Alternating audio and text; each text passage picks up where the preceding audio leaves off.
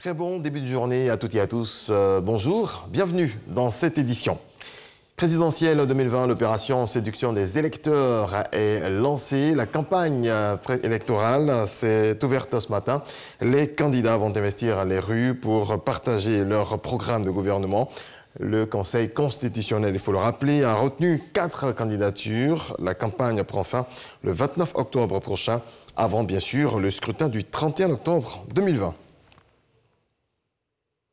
5 enfants dont l'âge varie de 1 à 7 ans, souffrant de pathologies cardiaques, se sont envolés hier mercredi pour Israël, où ils seront gratuitement opérés du cœur à l'hôpital Wolfson, le meilleur centre professionnel d'opération du cœur dans le pays, ce grâce à la présidente de la Fondation Children of Africa, la première dame de Côte d'Ivoire, Dominique Ouattara. Viviane Aïmé. C'est une cérémonie porteuse d'espoir pour tous les enfants malades du cœur en Côte d'Ivoire qui s'est déroulée ce mardi 13 octobre au cabinet de la première dame de Côte d'Ivoire, Dominique Ouattara, à Cocody. En effet, 5 enfants malades du cœur sélectionnés par l'Institut de cardiologie d'Abidjan vont recevoir des soins gratuitement en Israël. Leur prise en charge sera assurée par la fondation israélienne Menomadine qui organise le voyage. Ce premier départ d'enfants malades du cœur en Israël pour être soignés est le départ d'une collaboration entre la fondation Menomadine et l'Institut de cardiologie d'Abidjan pour le plus grand bénéfice de tous les enfants malades du cœur en Côte d'Ivoire. Nous sommes réunis aujourd'hui pour célébrer le départ en Israël des enfants Zainab, Mia, Lukman, Aaron et Prunel, et pour y subir une opération du cœur. Les 5 enfants prendront l'avion accompagnés par leur maman. Pendant ces prochaines semaines, ils seront soignés et fortifiés en vue d'être opérés à l'hôpital Wolfson, le meilleur centre professionnel d'opération du cœur en Israël. Ils seront de retour dans à peu près 2 mois. Mais l'arrivée des enfants n'est qu'un début. Notre but est de créer une collaboration entre l'Institut de cardiologie d'Abidjan, l'ICA, et les centres internationaux de cardiologie pour pouvoir améliorer les capacités locales selon les besoins de l'ICA. Ces 5 enfants âgés de 1 an à 7 ans vont prendre l'avion ce mercredi 14 octobre pour Israël. Cette initiative à but humanitaire bénéficie du soutien de la fondation israélienne Save a Child's Earth et du soutien de l'Agence israélienne de coopération internationale pour le développement, MACHAV. L'ambassadeur d'Israël en Côte d'Ivoire, Léo Vinovski, qui a apporté son concours à la réalisation de ce projet, a exprimé sa vive émotion d'en voir les résultats. Selon nos sources juives, il est dit que quiconque sauve en vie, sauve tout le monde. Nous sommes ici aujourd'hui ensemble, Israéliens et Ivoiriens, pour dire oui à la vie, pour donner de l'espoir, pour donner à tous la même chance de rêver et d'avoir une vie meilleure. Partie prenante également de ce projet, le ministère de la Santé et de l'Hygiène publique, le ministre Akaouele a mis en avant l'intérêt que le gouvernement ivoirien accorde à l'amélioration des conditions de traitement des malades du cœur en Côte d'Ivoire. Chers candidats au voyage, chers invités, la valeur ajoutée de cette initiative réside dans le partage d'expériences entre 2 établissements sanitaires, l'hôpital Wolfson d'Israël et l'Institut de cardiologie d'Abidjan, à travers leurs experts, afin d'optimiser le tourisme sanitaire que développe chacun des 2 pays. L'Institut de cardiologie d'Abidjan entend mettre à profit ce cadre de partenariat pour potentialiser l'excellence dans son domaine de prédilection qu'est la chirurgie cardiovasculaire. Le gouvernement ivoirien continuera d'affirmer sa politique en matière de maladies cardiovasculaires pour réduire l'ampleur de cette maladie liée au cœur. Et puis, en tant qu'acteur important de l'humanitaire en Côte d'Ivoire, la première dame, Dominique Ouattara, s'est réjouie de cette initiative qui vient élargir l'offre d'assistance aux enfants malades.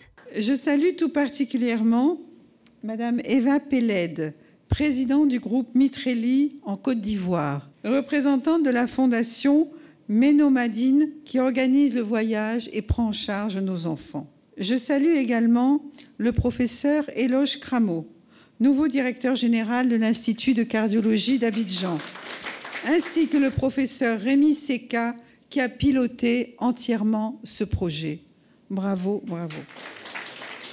À ces salutations, j'associe toute l'équipe médicale de l'Institut de cardiologie présente à nos côtés, et ils sont nombreux. Je voudrais marquer mon soutien total et mes vifs encouragements à ce type d'initiative qui mérite d'être développée. Aujourd'hui, nos chers tout-petits sont au nombre de 5 à bénéficier de ce geste. Leurs mamans sont à leur côté et les accompagneront durant tout leur séjour. Je voudrais leur dire que je partage leur espoir de mère et que je suis de tout cœur avec elles. J'ai foi que les interventions se dérouleront bien et que nous retrouverons nos chers tout-petits en pleine forme à leur retour d'Abidjan. Nous prierons tous pour eux. La première dame a donné toute son onction à ce voyage de santé en offrant à chaque mère accompagnatrice une enveloppe de 1 000 $, soit près de 600 000 francs CFA à chacune. Autre volet de l'actualité, améliorer la distribution de l'électricité. C'est l'objectif de la mise en service des postes sources d'Anani et Bingerville. Et c'est le Premier ministre Ahmed Bakayoko qui a procédé à l'inauguration de ces postes hier. On fait le point avec Jean-Louis Gbangbo. Elles n'ont pas voulu se faire compter cet événement. Les populations de Port-Boué et ses environs ont effectué le déplacement pour vivre avec le Premier ministre Ahmed Bakayoko l'inauguration des postes sources d'Anani et Bingerville, des infrastructures électriques qui vont sensiblement améliorer leurs conditions de vie. Ce poste est équipé donc 10 départs qui permettent donc d'irriguer les différents quartiers que sont le sud d'Abidjan et la zone sur la route de Bassam. Il permettra de façon sûre d'alimenter tout le développement qui se fait entre Abidjan et donc Bassam. Avec la mise en service de ces ouvrages, la Côte d'Ivoire fait passer le nombre de ses postes sources à 65 contre 45 en 2011. Ceci pour répondre à la demande en électricité qui ne cesse de s'accroître.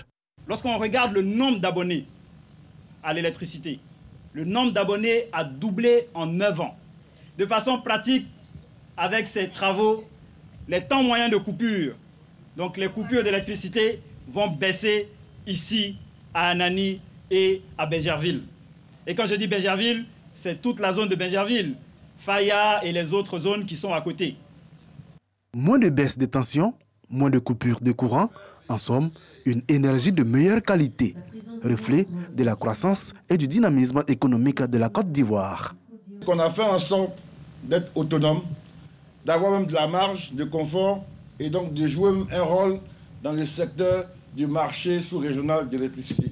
Voilà un secteur qui était un secteur en déficit, qui était un secteur en détresse et qui a été reformé et qui aujourd'hui est un secteur qui est le meilleur reflet du dynamisme de l'économie ivoirienne, le meilleur reflet de la croissance économique. Le coût de ces investissements est estimé à 12,44 milliards de francs CFA, financés grâce à un appui de la Banque ouest-africaine de développement, BOAD. Plusieurs autres postes sources sont en construction sur toute l'étendue du territoire. L'ambition est de doter le pays de 75 postes à l'horizon 2022. Retour sur la présidentielle en Côte d'Ivoire. Le processus est en marche. On parlait un instant de la campagne électorale qui est lancée. Elle a été précédée de la distribution des cartes d'électeurs. L'opération s'achève ce 20 octobre 2020. Sidonie Davila nous en parle. Cocody Centre, 7h30 du matin, Jennifer Bossou, agent CEI, se prépare à recevoir les électeurs pour le retrait de leurs cartes. À cette heure-ci de la journée, difficile d'avoir des requérants. EPP Blocos 2, dans le centre du quartier voisin, l'agent de la CEI attend d'être installé. Je viens à peine d'arriver. C'est maintenant que je vais voir le directeur pour qu'on m'octroie au moins un bureau pour la distribution de la carte d'électeur. Un tour au plateau, le centre des affaires. Bamba Soumaïla est descendu tôt ce matin de son boulot. Il a préféré être parmi les premières personnes qui retirent leur carte d'électeur ce premier jour. Je suis descendu en même temps au service, je suis venu retirer mon carte. Ce matin, j'encourage tout le monde. Ce qu'ils ont fait, ils n'ont qu'à venir retirer pour que les élections passent très bien. Dans les environs du collège Notre-Dame du Plateau, Poéry, fonctionnaire de son État, ignorent encore ce qui se passe à l'intérieur du centre. Non, je ne suis pas informé de la distribution des cartes d'électeurs qui commence aujourd'hui. Je vais retirer ma carte d'électeur puisque je suis ivoirien et c'est un droit de vote. Comme lui, François Dali aussi dit ne pas avoir l'information. Je ne suis pas informé pour la distribution de la carte d'électeur. Je ne suis pas informé. C'est aujourd'hui que j'apprends que c'est aujourd'hui. Je vais voir mon temps, si peut-être à la pause, je vais aller là où je me suis fait enrôler.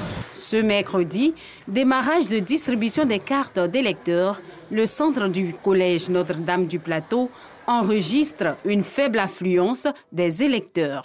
À Trècheville, au lycée moderne, jusqu'à 9 h, peu de personnes avaient retiré leur carte.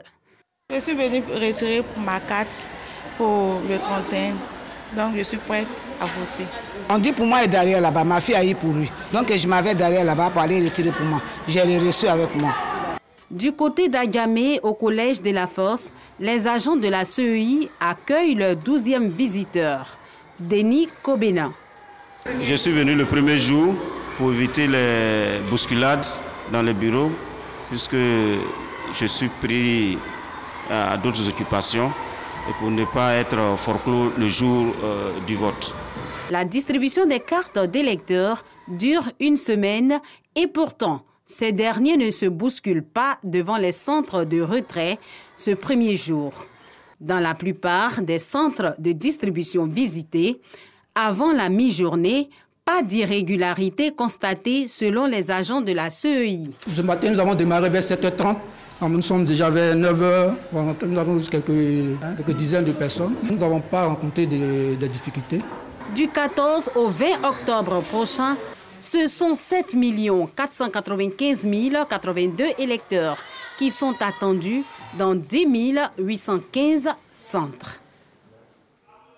Réalisation du 4e pan, l'opération de libération de l'emprise des sous-quartiers d'Oukouré, nouveau quartier dans la commune de Yopougon et Fromager dans la commune d'Antékoubé débutera ce lundi 19 octobre. Le président du plan d'action et de réinstallation est allé porter l'information aux populations. Lansine Bakayoko. Non, regarde-moi. Quel est le problème? Bon, mon problème c'est que la date butoir du 19, elle est trop courte. Simplement parce que, avec les élections, on est déjà traumatisé. Avec la rentrée, on est traumatisé. Maintenant, avec cette date butoir, vraiment, ça fait encore un traumatisme de plus. C'est quoi nous aurions souhaité que les gens repoussent un peu, quand même jusqu'à fin janvier, pour faire le démolissement. Présentement, c'est trop dur. C'est vrai, j'ai été indemnisé. Mais moi, j'ai dit que je ne peux pas quitter un quartier précaire pour aller vivre encore dans un autre quartier précaire. Je vais aller de précaire en précaire. Le gouvernement, l'État, ils ont fait des efforts pour nous sortir de la pauvreté. Donc, on ne peut pas quitter la pauvreté pour aller s'accrocher à la pauvreté. C'est pourquoi j'aurais souhaité que ça soit repoussé pour qu'on puisse faire ce qu'on peut faire, que tout le monde soit dégagé en partant. Moi, j'ai commencé à construire, mais l'indemnisation que j'ai reçue, elle n'était pas suffisante parce que je ne voulais plus rester dans un quartier précaire. Ça aussi, je suis en train de me battre pour finir ma maison. Mais quand tout ça se ressemble là, quand tout ça se rassemble, ça vient trop de pression pour nous. Donc je demande pardon. Je demande pardon. C'est une doléance. Ce n'est pas une imposition, ce n'est pas un refus, ce n'est pas une rébellion. C'est juste une doléance pour que les gens nous comprennent et nous aident à aller de l'avant. Mon nom, Vanier Blé. Je suis le secrétaire général des résidents du quartier d'Oukouré. Okay. Vanier Blé. Vanier Blé. C'est tout. Vous l'avez compris, c'est juste une intervention. Dans le reste de l'actualité, au Mali, 3 jours de deuil national ont été décrétés à compter de ce jeudi 15 octobre suite à l'attaque d'un poste des foyers de sécurité dans le centre du pays ayant entraîné des victimes civiles et militaires. Au Mali, les attaques terroristes se poursuivent après la libération de prisonniers djihadistes ou djihadistes présumés, une situation qui inquiète les familles de victimes. Du football, Ligue des Nations, en difficulté malgré un but initial d'Antoine Griezmann. L'équipe de France remporte sa 3e victoire en 4 matchs face à la Croatie. Les Bleus vont disputer une finale de groupe alléchante le 14 novembre prochain à Lisbonne contre le Portugal, vainqueur 3-0 de la Suède hier mercredi. Voilà, c'est tout pour ce 6h30. Merci à toutes et à tous de nous avoir suivis. Excellente journée et paix dans vos foyers.